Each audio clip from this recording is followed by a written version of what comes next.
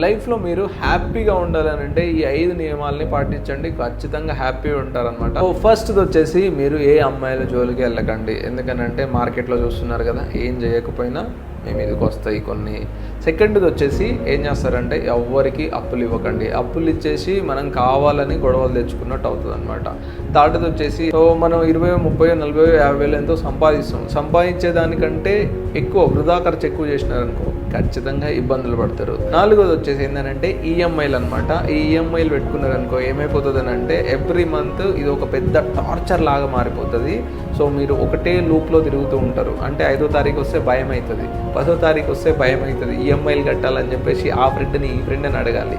So ఇది కూడా పెట్టుకోకండి. సో ఇది మోస్ట్ ఇంపార్టెంట్, ఖచ్చితంగా గుర్తుపెట్టుకోండి. డ్రగ్స్ అనమాట, ఈ మద్యము ఇలాంటి రిలేటెడ్గా చాలా ఉంటాయి. ఇలాంటి వాటికి మీరు దూరంగా ఉన్నారనుకోండి, అట్లీస్ట్ మీకు సమాజంలో కొంచెం